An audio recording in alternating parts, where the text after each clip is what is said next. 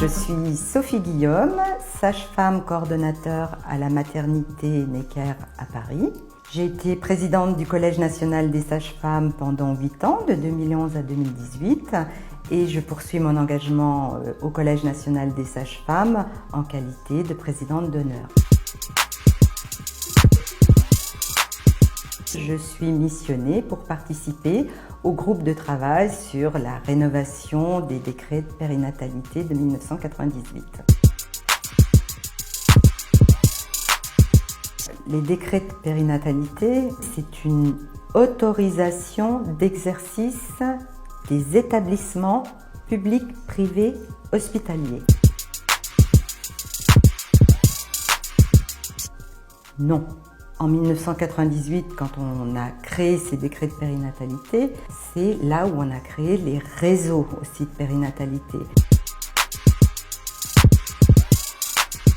Ils n'étaient plus adaptés à l'évolution des populations sur les territoires, à l'évolution démographique, à l'évolution des activités, de la nature des prises en charge. Comment on organise correctement la prise en charge de la naissance sur un territoire en harmonie avec des équipes professionnelles complètes. On a tendance à le réduire à des ressources humaines, des ratios. Ce n'est pas seulement ça.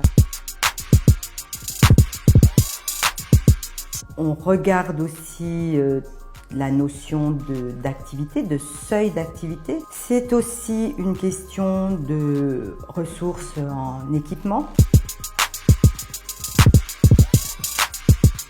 Une des questions qui préoccupe tout le monde, les usagers comme les professionnels, c'est la question de fermeture de maternité sur certains coins du territoire. Alors en 1998, les décrets définissaient déjà des seuils d'activité minimum. Le seuil était de 300 accouchements par an, ce qui est aujourd'hui peu. Mais il faut savoir qu'il y a encore 20 structures en France qui ont moins de 300 naissances par an. Sans doute qu'il y aura une réponse à apporter à ça. Est-ce qu'on doit toujours s'attarder à cette notion de seuil ? Comment doit-on penser les prises en charge si on est amené à fermer des structures ?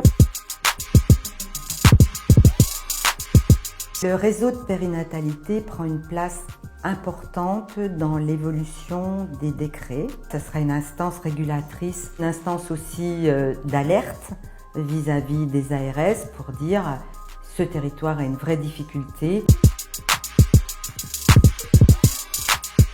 Depuis 2002, on observe une progression du nombre de sages-femmes. Doivent-elles être à l'hôpital, en exercice libéral, en exercice territorial? C'est une vraie question à laquelle les décrets tentent de répondre. Il y a une grosse question aussi qui n'existait pas en 1998, c'est celle de la vulnérabilité. On va être amené à penser aussi au-delà du soin, via le réseau, des parcours pour ces patientes vulnérables. Les représentants sages-femmes dans ce groupe de travail de rénovation des décrets de périnatalité, c'est le Collège national des sages-femmes de France.